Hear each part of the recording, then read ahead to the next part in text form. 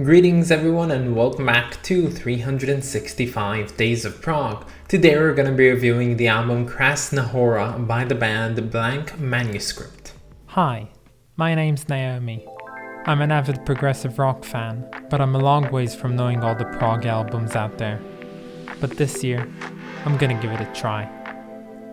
This is 365 Days of Prog. So as usual, before we get into this fantastic album, let me share with you some of my favorite bits off of this album. Enjoy!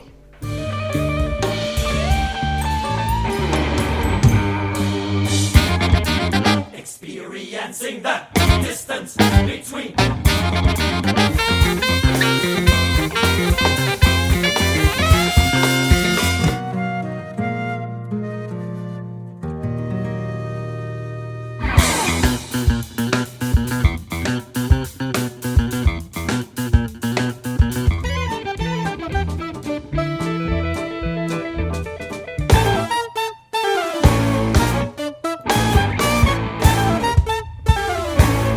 So this is a fairly new album because it was released a mere 3 years ago in 2019, and this album is called Krásná Hora, which means beautiful mountain in Czech. But don't get me wrong, this album did not come from the Czech Republic, they are actually Austrian, so you know, that's a thing. Now I'll tell you this beforehand, I think this is a pretty odd album because it does something that usually most albums don't do, but this album starts off pretty weak and then it gets really better. So the first two tracks, for me at least, they're not so good as the rest of what's found on here. So in this album, the band Blank Manuscript are actually really trying to tread new realms of music making, and I love that effort, and I love the way they do it.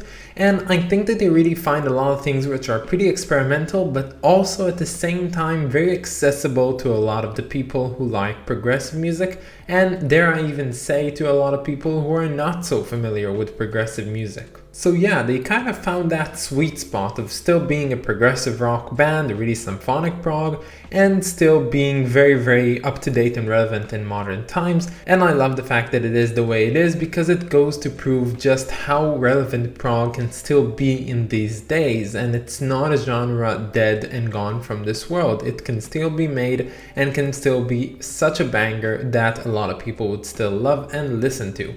And yes, I think this album deserves more recognition for what it has because it has fantastic music on it, but not a lot of people know it by any means. And although it is a symphonic prog album, it does take a lot of inspiration from traditional jazz ideas, from the way that it sounds to the time meters and the way that everything is phrased.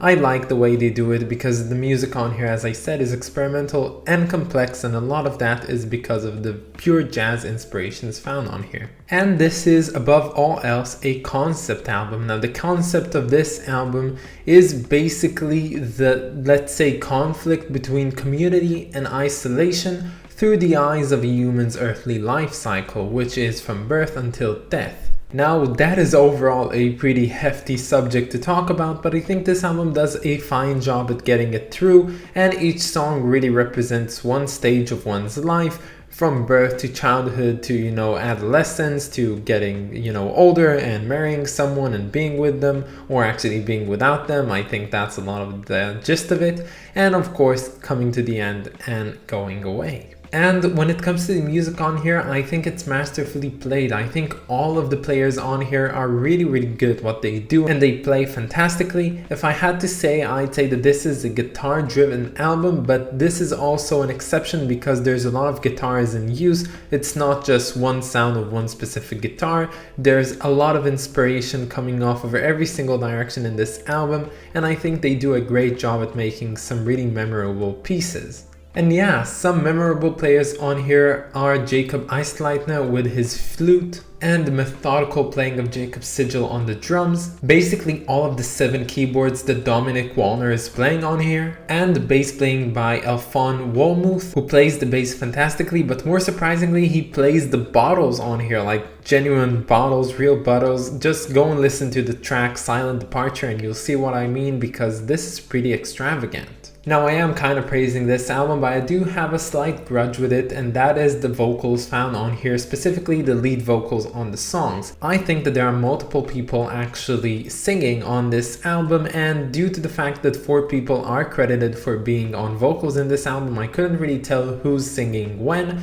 But there are certain tracks on here which have fantastic singing, and there are others which have really accented low level singing, and I don't really like it that much. Now of course I specifically don't have any problem with bands having more than one lead vocalist. I love Pink Floyd with David Gilmour and Roger Waters, and I love what Supertramp does with their 2 unique sounds of vocals, and that's all fine, but I think here it's really stark, and it's such a shame because there is one vocalist on here which really sounds absolutely beautiful. So yeah, songs like Foetus or Silent Departure really have low level singing, which I don't really like, but the song Alone in the Institute has beautiful, beautiful lead vocals on it, and it's just an odd thing because if that is the same person, then I do not know what to do with myself, honestly.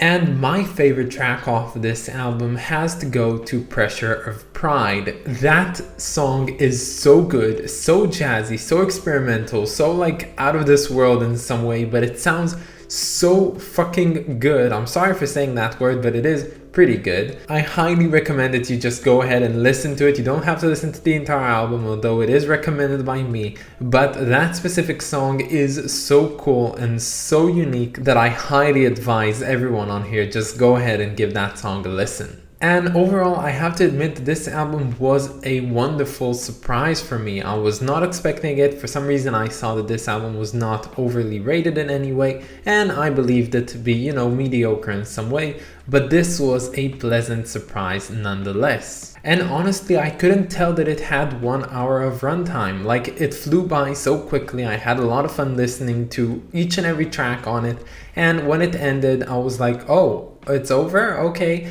And I will definitely coming back to this album because it is a fantastic album that you should go listen to like right now.